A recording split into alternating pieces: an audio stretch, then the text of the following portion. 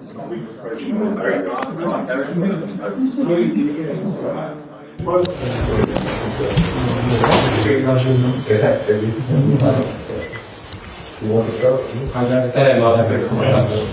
gone straight in yet? Decided to work, yeah. Go to my hole. Let's do it. What can you do? That's what you do. Is there a practice quiz? Yeah. Give you 3 throws.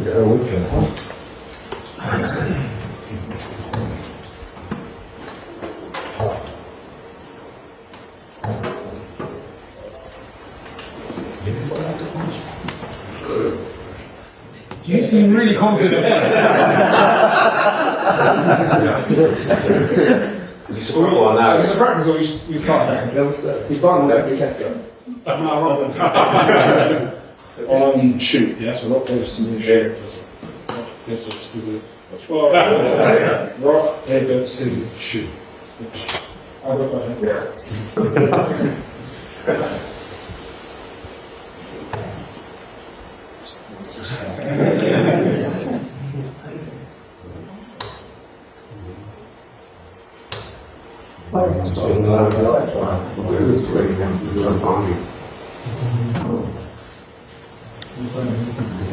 As well, 5 and 12.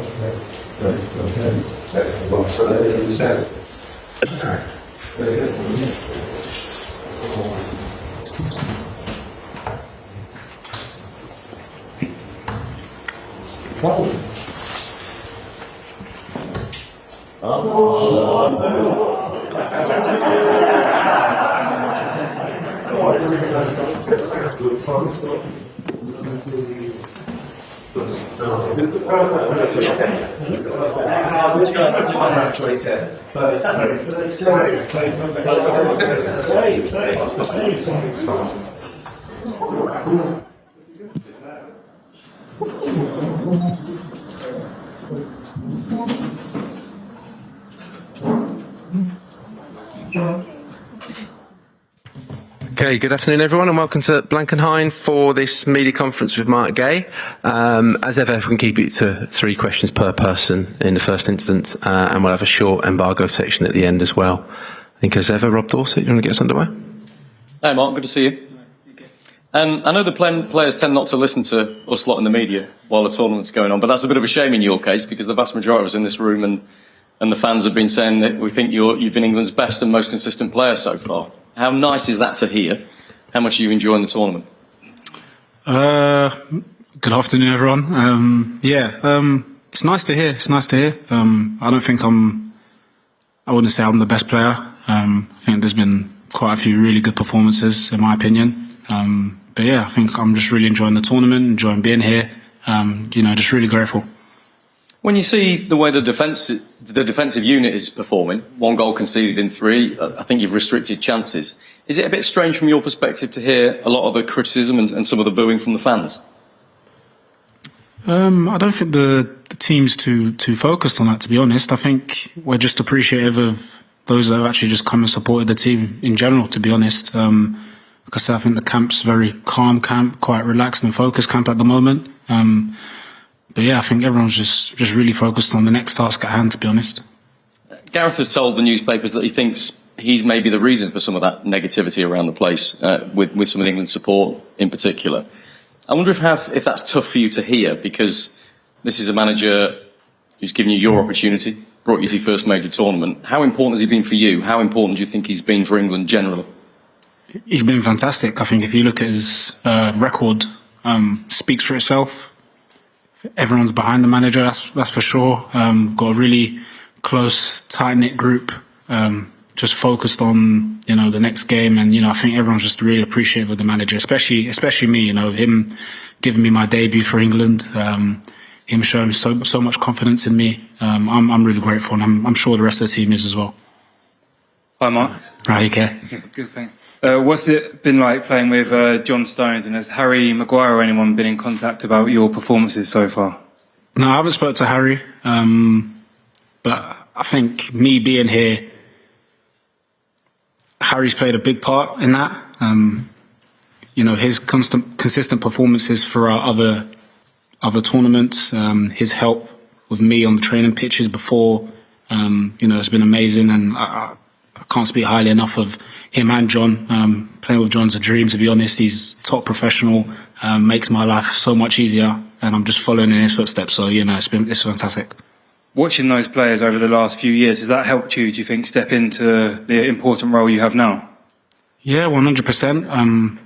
Like I said before, just seeing them two at, the highest level, playing consistently, playing really well, never letting their country down, I think is, it's paved the way for me, and I think for so many others to come through in the future as well.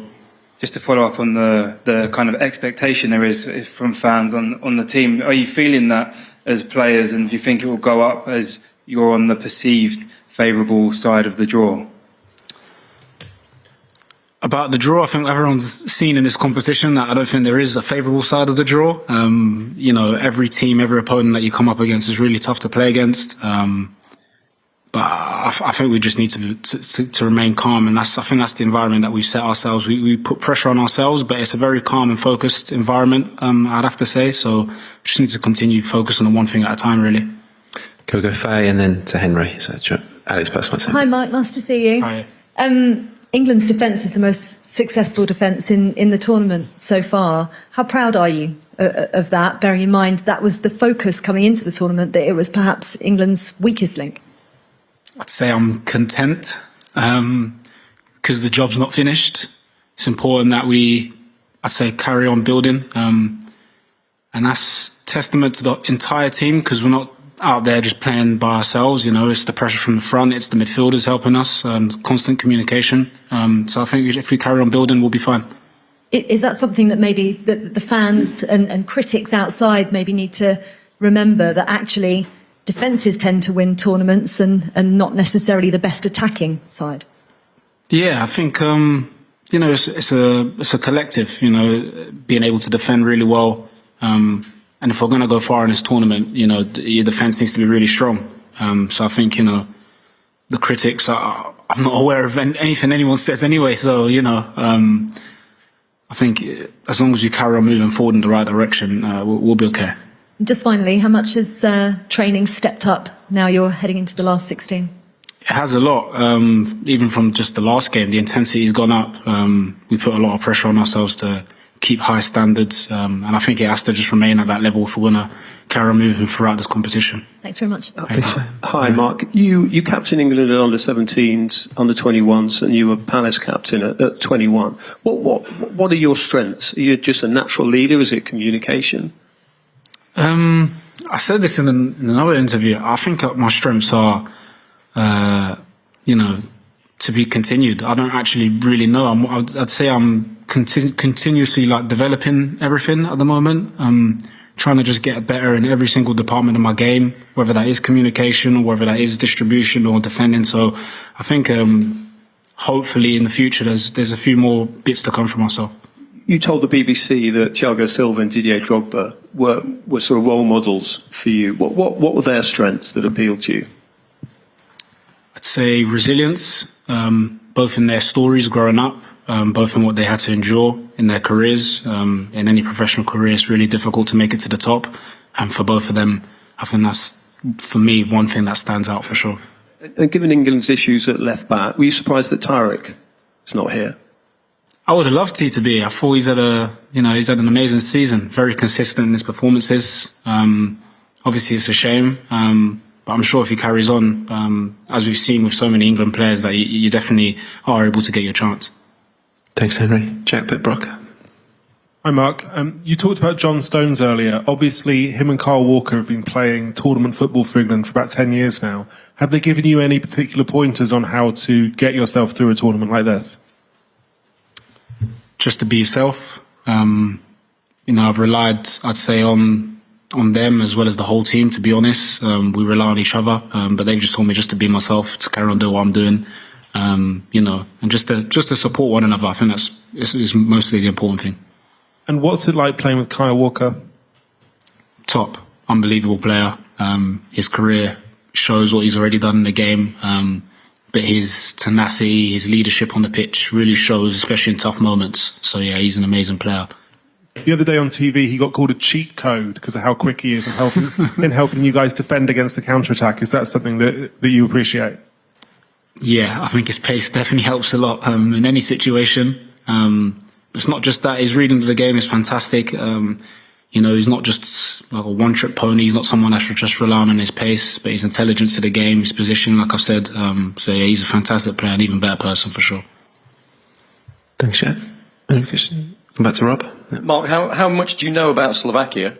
Because we thought for a long period it might be the Netherlands you were playing in the last 16. Turns out it's Slovakia. Have you started looking at them specifically yet? We haven't done any team analysis on them, but we all watch the games and we know they're a really good side. Obviously coming, I think it was third in the group they qualified. But yeah, they've got some really good players in their team. Lobotka being one, the obvious one from Napoli, but a lot of good players. I think it's just going to be another tough opponent, tough challenge to deal with. But it's important that we just have to be ready for those challenges and match whatever intensity they're going to bring. And I totally appreciate what you're saying about every team being a tough challenge and reputations haven't really counted for a lot in this tournament so far. But you can understand the fans get quite excited when they see that France, Spain, Portugal, Belgium are all on the other side of the draw. You can't meet them until much later in the tournament. Yeah. Does that build confidence? I think what builds confidence is togetherness, performances, the fact that we haven't lost the game yet, which is really important. I think all the other things you can't really control. I think it's important that we just control what we can control, and that's remaining calm, focused, and dealing with whatever obstacles in front of us. And the manager has spent his entire England career really trying to build a togetherness and an atmosphere around the England camp, which is great for you guys to go out and do your best. Is that still there? Do you still sense that? Is there still a positivity in the camp that, because it's your first experience, of course, of a major tournament? Yeah, I think you can see it every single day in the togetherness we show when we're, playing darts or playing paddle or whatever activity it is. And it shows out on the pitch, going through tough moments on the pitch. It all shows. I think credit, like you say, to the manager, credit to the senior players that have been there for so long that allow players like me, that haven't had that experience at this level to come in and just feel like themselves. So yeah, togetherness is definitely there. Just going to ask one more about Anthony Gordon's chin. It came as a bit of a shock to us when we were doing live training earlier and we saw this big gash on his chin and he's got it over his arms as well. What happened? Yeah, he fell off his bike. Boys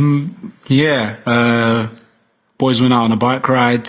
I actually wasn't there. I heard about it and so I was actually talking to him and wasn't really paying attention to him while I was talking to him. Turned around and I saw, the massive gash on his chin.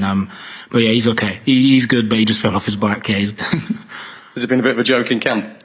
A little bit. But yeah, he's doing well. He's doing well now. I think that's part of the live section. And actually, you'll be hearing from Anthony Gordon tomorrow, so you can ask more on that. We'll move on to the embargoed section. Yeah. Okay. We'll start with